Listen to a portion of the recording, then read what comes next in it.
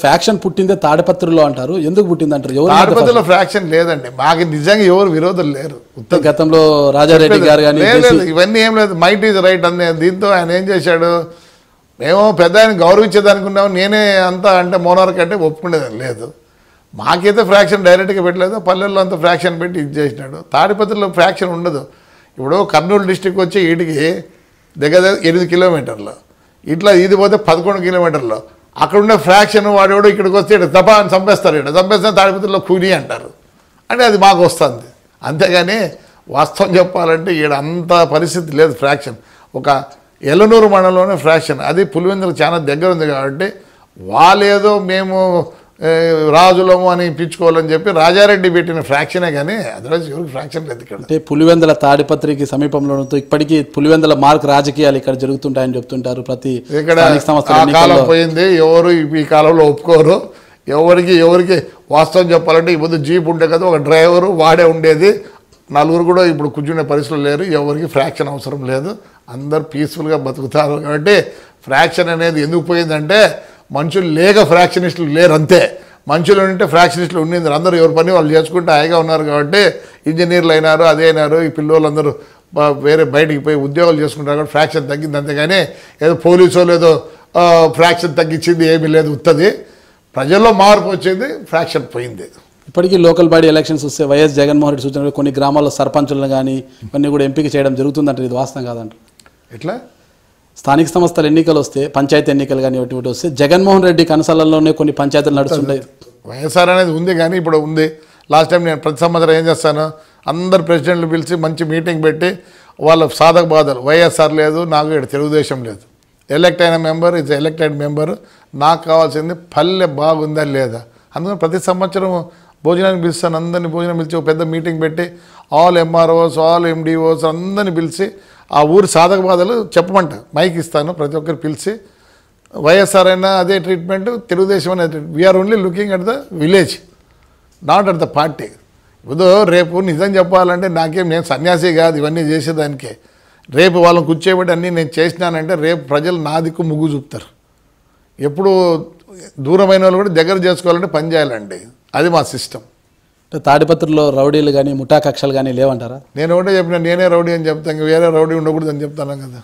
అందుకే రోజు చెప్పేది అదే కదా, ఈ ఊళ్ళో రౌడీ అనేది ఉంటే నేను ఒకనే రౌడీ కానీ, మంచికైనా నేనే చెడ్డకైనా నేనే ఉండేది. అందుకే ఒకటే రౌడీ ఈ ఊళ్ళో ఉండేది, రెండో రౌడీ లేదు. అది ప్రభాకర్ రెడ్డి గారే ఒకటే రౌడీ. అంటే ముఠా కక్షలు లేవంటారా ఇక్కడ? లేవు, నిజంగా ఇటీవల కాలంలో డిష్ గొడవల్లో కానీ. డిష్ గొడవలు ఏమీ లేవు. డిష్ గొడవ ఒకటి చెప్తా, అసలు అన్ని ఊర్లో ఏమో నాకు తెలియదు కానీ మా ఊర్లో మటుకు డిష్ ఇప్పటి నుంచో ఒకటే రన్ చేస్తున్నాడు, వాడే రన్ చేయాలి అంతే. ఒక ముస్లిం యువకుని ఇటీవల కాలంలో సినిమా నుంచి వస్తుంటే చంపేశారు. అది డిష్ గొడవ, డిష్ తగాదాలే అంటే ఏ తగవ వచ్చినా ఒకటి ఏదో కలుపుతుంటారు కదా, దానికోసం డిష్ లేదు బస్సు లేదు.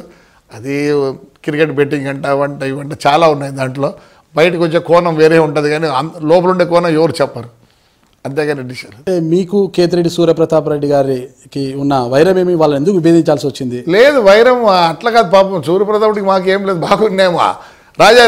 రాజారెడ్డితో మెయిన్ కాస్ లేదు, మేము సూర్యుడు మా ఆస్తి ఎత్తుకుపోయినా మేమేమో ఆయన ఆస్తి తెచ్చుకున్నామా? రాజారెడ్డి ఎందుకు ఇన్వాల్వ్ అయినారంటే, రాజారెడ్డి ఎందుకు ఇన్వాల్వ్ అంటే ఆయనకు చాలా క్లోజ్ వాళ్ళు ఫ్యామిలీ. మొదటి రాజశేఖర రెడ్డికి దే ఆర్ లైక్ ఒక ఫ్యామిలీ ఉన్నట్లు వాళ్ళు, అన్ని దానిలకు వాళ్ళు ఉండేది. ఆయన సాయం చేసి సహకారం చేసేవాడు.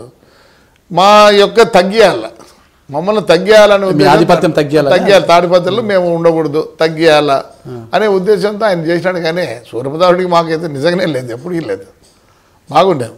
అంటే పాత కక్షలతోనే, అంటే కిడ్నీ మార్పిడి చేసుకొని తాడిపత్రికి వచ్చిన సూర్యప్రతాప్ రెడ్డిని హత్య జరిగింది, బోగోతు నారాయణ రెడ్డి ద్వారానే మీరే చంపించారన్న ఒక అపవాదం అయితే ఉంది. ఇవన్నీ చెప్పుకోవాల్సిన పని లేదు, ప్రజలకు తెలుసు.